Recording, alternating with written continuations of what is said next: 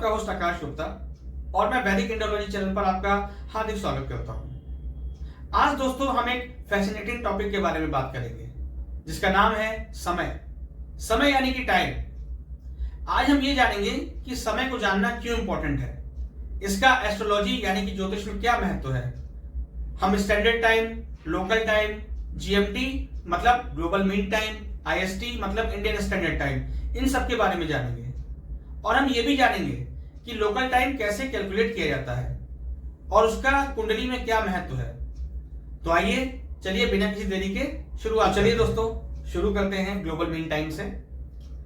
Global mean time की अवधारणा क्यों रखी गई, इसका क्या महत्व है और ये क्यों जरूरी है। तो दोस्तों टाइम समझने के लिए हमको ये समझना पड़ेगा कि विभिन्न देशों में सूर्योदय और सूर्यास्त का टाइम अलग अलग होता है और उसी के हिसाब से ताकि वहां के लोग सूर्योदय और सूर्यास्त के बीच के टाइम का सदुपयोग कर पाए, इसीलिए टाइम का कॉन्सेप्ट निकाला गया। अब ये टाइम के कॉन्सेप्ट कहता क्या है? टाइम के कॉन्सेप्ट के लिए क्या किया गया कि पूरी पृथ्वी को विभिन्न लॉन्गिट्यूडनल लाइंस में, जैसा कि आप डायग्राम में देख सकते हैं, डिवाइड किया गया है। अब इसमें भी एक रेफरेंस पॉइंट है। वो रेफरेंस पॉइंट कहां है? वो रेफरेंस पॉइंट है लंदन के पास एक जगह है ग्रीनविच, वहां पे। और उस स्टैंडर्ड जो लाइन है, जो भी वहां पे लॉन्गिट्यूडनल लाइन है, उसको ग्लोबल मीन मेरिडियन कहा जाता है और उसी के बेसिस पे ग्लोबल मीन टाइम को निर्धारित किया गया है। अब ग्लोबल मीन टाइम का मतलब है कि जब ग्रीनविच में रात के 12 बजे होते हैं, उस समय उससे जो पूर्व दिशा में देश होते हैं वहां पे ऑलरेडी टाइम उससे ज्यादा हो चुका होता है और उससे जो पश्चिम दिशा में देश होते हैं जैसे कि अमेरिका, वहां पे टाइम रात के 12 बजे से कम होता है। तो इस तरीके से ग्लोबल मीन टाइम को डिसाइड किया गया। तो दोस्तों अब हम बात करते हैं स्टैंडर्ड टाइम की। स्टैंडर्ड टाइम क्या होता है? किसी भी देश के विभिन्न भागों में अलग अलग लोकल टाइम होने की वजह से वहां पर एक स्टैंडर्ड टाइम को अपनाया जाता है। जैसे कि भारत में हमारा स्टैंडर्ड टाइम है GMT प्लस 5:30। अब GMT प्लस 5:30 का क्या मतलब है? जब कभी भी ग्रीनविच में रात के 12 बजते हैं तब हमारे यहां सुबह का 5:30 बज रहा होता है अगले दिन का। तो फॉर एग्जाम्पल अगर आज 27 तारीख है और ग्रीनविच में 27 तारीख की रात के 12 बज रहे हैं, तो भारत में उस समय 28 तारीख की सुबह का 5:30 बज रहा होगा। और ये IST चाहे असम हो या चाहे गुजरात या चाहे कश्मीर हो या चाहे कन्याकुमारी, हर जगह सेम टाइम यूज किया जाता है। हालांकि इसके भी अपनी खामियां हैं, उसके बारे में हम बाद में बात करेंगे। उसके बाद हम बात करते हैं ऐसे ही SGT मतलब सिंगापुर स्टैंडर्ड टाइम। अब सिंगापुर स्टैंडर्ड टाइम क्या है? सिंगापुर स्टैंडर्ड टाइम है GMT प्लस 8। मतलब कि जब ग्रीनविच में रात के 12 बज रहे होते हैं तो सिंगापुर में अगले दिन का सुबह 8 बज चुका होता है। वैसे ही Pacific standard time PST, Pacific standard time पूरे अमेरिकन कॉन्टिनेंट में वेस्ट पार्ट में यूज होता है। West Mexico, west Canada, west USA, हर जगह पैसिफिक स्टैंडर्ड टाइम का यूज होता है। और ये टाइम है GMT माइनस 8। इसका मतलब ये हुआ कि जब कभी भी ग्रीनविच में रात के 12 बज रहे होंगे, उसी समय पैसिफिक स्टैंडर्ड टाइम उससे 8 घंटे पीछे होगा। 8 घंटे पीछे होने का मतलब है वहां सेम डे के शाम के 4 ही बजे होंगे। एक और एग्जांपल लेते हैं KST means Korean standard time. ये पूरे कोरिया में प्रिवेलिंग करता है और इसका जो मान है वो GMT प्लस 9 है। मतलब ये ग्लोबल मीन टाइम से 9 घंटे आगे है, सिंगापुर टाइम से 1 घंटे आगे है और भारत से करीब 3.5 घंटे आगे है। तो मतलब यहां पे सूर्योदय IST, SGT, PST वाले स्थानों से पहले होता है। तो इस तरीके से दुनिया में विभिन्न देशों के स्टैंडर्ड टाइम निर्धारित हैं और वो सब ग्लोबल मीन टाइम पे डिपेंड करते हैं। अब बात करते हैं कि इंडिया में IST है और ये IST असम से लेकर गुजरात तक सेम है, जो कि अपने आप में कुछ खामियां भी हैं। अब खामियां क्या है? खामियां ये हैं कि जब असम में सूर्योदय हो रहा होता है उस समय गुजरात में रात होती है, उस समय तक वहां पे सूर्योदय नहीं होता है। अगर हम लॉन्गिट्यूडनल लाइंस की बात करें तो असम और गुजरात के बीच में इतना डिफरेंस है कि वहां के टाइम में 2 घंटे का फर्क होता है।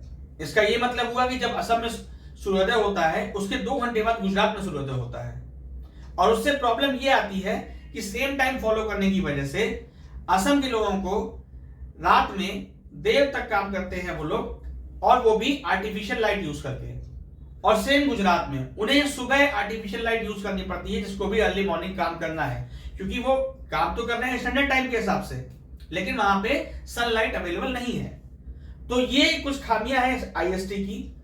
और बेटर होता अगर इंडिया में 2 या 3 स्टैंडर्ड टाइम होते, लेकिन अभी एक ही स्टैंडर्ड टाइम है तो हमें उसी को फॉलो करना चाहिए। अब ये स्टैंडर्ड टाइम इंडिया में कहां डिफाइन है? इंडिया में standard time 82.5 east longitudinal line से डिफाइन है। और ये लॉन्गिट्यूडनल लाइन उत्तर प्रदेश के मिर्जापुर नामक स्थान से होकर गुजरती है, और इसी लॉन्गिट्यूडनल लाइन से भारत का स्टैंडर्ड टाइम डिफाइन होता है। तो चलिए अब आगे चलते हैं लोकल टाइम के बारे में।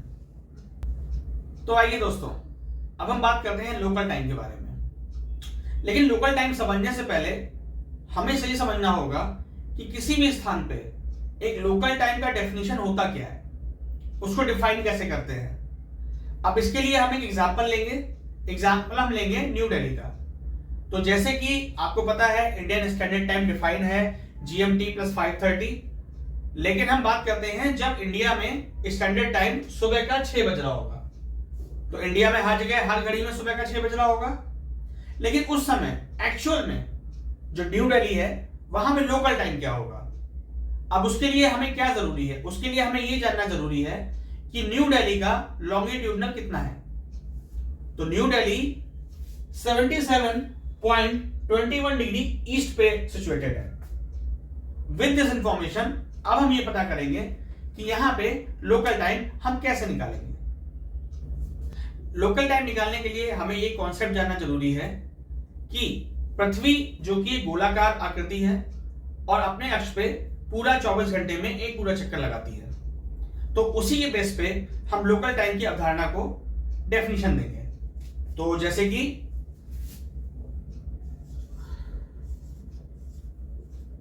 360 डिग्री एक पूरा राउंड चक्कर पृथ्वी 24 घंटे में लगाती है।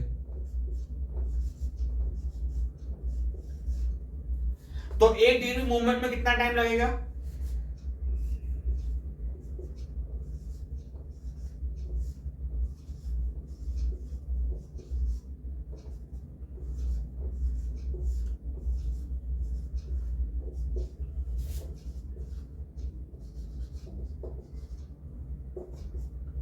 मतलब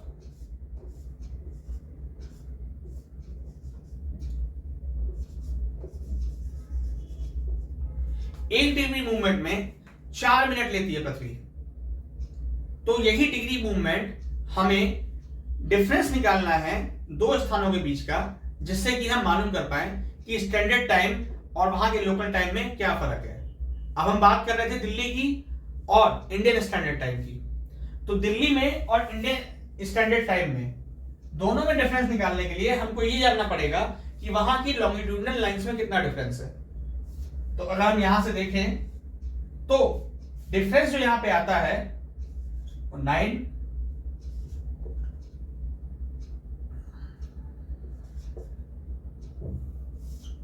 करीब 5.29 डिग्री का डिफरेंस आता है। तो 5.29 डिग्री का डिफरेंस मतलब हो गया कि 5.29 multiplied by 4 minutes which is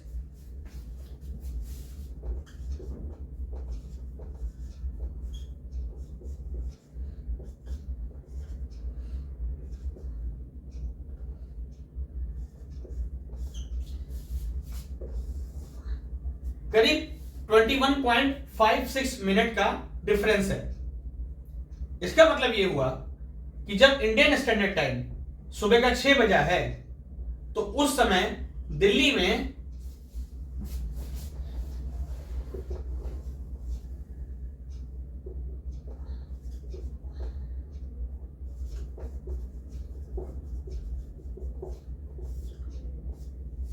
approx 22 minute time कम हो रहा होगा। 22 मिनट टाइम कम होने का मतलब है कि दिल्ली में उस समय सुबह के 5:38 हो रहे होंगे। तो इससे हमको यह मालूम चलता है कि हम किसी भी देश के स्टैंडर्ड टाइम से वहां में किसी और जगह के लोकल टाइम को इस तरीके से निकाल सकते हैं। सिर्फ हमें ये यूज करना है कि उस स्थान पे और उस देश के स्टैंडर्ड मेरिडियन पे डिफरेंस निकालना है, उस डिफरेंस को 4 से मल्टीप्लाई करना है, उससे हमको मालूम चल जाएगा कि समय में कितना डिफरेंस है। अब हमें यह भी ध्यान रखना पड़ेगा कि वो जो स्थान है वो उसके स्टैंडर्ड मेरिडियन से वेस्ट की तरफ है कि ईस्ट की तरफ है। अगर वो ईस्ट की तरफ है तो हमको समय में उस डिफरेंस को ऐड करना पड़ेगा। अगर वो उस स्टैंडर्ड मेरिडियन से वेस्ट की तरफ है तो हमें उस समय को डिफरेंस करना पड़ेगा। जैसे कि हमने यहां पे न्यू दिल्ली का डिफरेंस किया है, क्योंकि न्यू दिल्ली मिर्जापुर से वेस्ट में स्थित है। तो हमने 6 में से 22 मिनट करीब अप्रॉक्स घटा दिए तो हमको 5:38 सुबह का मिल गया। तो इस तरीके से हमने यहाँ पे न्यू दिल्ली का लोकल टाइम निकाल लिया। अब न्यू दिल्ली का लोकल टाइम जो है वो इंडियन स्टैंडर्ड टाइम से 22 मिनट पीछे। तो दोस्तों ये थी टाइम के ऊपर हमारी रिसर्च, और लोकल टाइम कैसे डिफाइन करते हैं इसका पूरा डेफिनेशन। आपको कोई डाउट हो तो कमेंट में हमें जरूर बताएं, हम पूरी कोशिश करेंगे आपके डाउट को रिमूव करने की। इसके अलावा अगर आप ऐसी वीडियो चाहते हैं तो हमें सब्सक्राइब करें ताकि हमारी सारी वीडियो आपको टाइमली मिलती रहे। और इसी के साथ मैं इस वीडियो को एंड करता हूं। Thank you for joining. नमस्कार।